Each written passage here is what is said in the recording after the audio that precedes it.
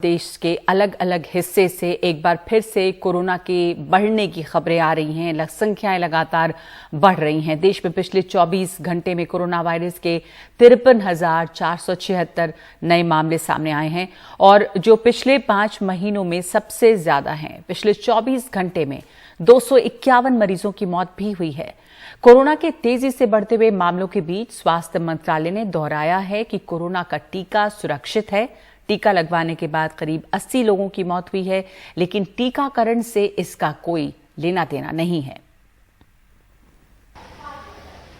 Corona की दूसरी लहर में पिछले 24 घंटों में नए मामले 50,000 के पार चले गए। सरकार की सलाह है कि बढ़ते कोरोना केस देखते हुए त्योहार घर पर ही मनाएं। होली आ रही है। होली का समारोह, होली का फेस्टिवल जो है वो समूह का फेस्टिवल होता है, मिलने जुलने का फेस्टिवल होता है। पैंडेमिक की दशा में इस फेस्टिवल को हम अपने घर में अगर मनाएं, भीड़ में ना मनाएं, भीड़ के साथ चल के ना मनाएं तो हमारे लिए बहुत अच्छा होगा।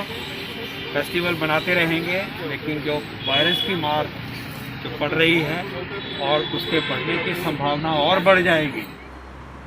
कोरोना की दूसरी काट टीका है।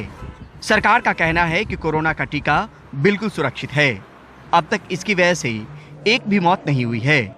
टीके के बाद उसके दुष्प्रभावों के अब तक 16,000 के करीब मामले सामने आए हैं। इसमें 99% से ज्यादा हल्के मामले थे, जिनमें बुखार, हाथ में सूजन और दर्द की शिकायत आई। 273 लोगों को अस्पताल में दाखिल करवाने की नौबत आई। 79 लोगों की मौत हुई, जिनमें 50% से ज्यादा मौत हार्ट अटैक और ब्रेन स्ट्रोक की वजह से हुई। थ्रोम्बोसाइटोपिनिया की शिकायत 5 मामलों में दिखी, जिसमें प्लेटलेट कम हो जाता है, लेकिन इसकी वजह भी उनकी पुरानी बीमारी रही।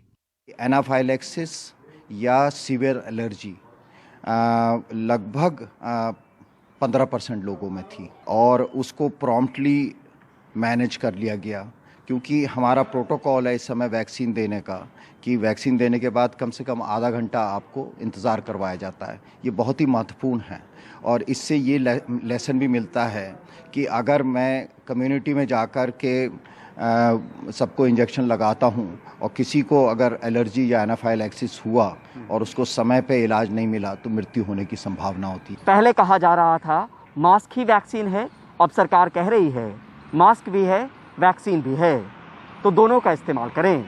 कोरोना से ये दोहरी लड़ाई ज़रूरी है। नई दिल्ली से परिमल कुमार, NDTV इंडिया।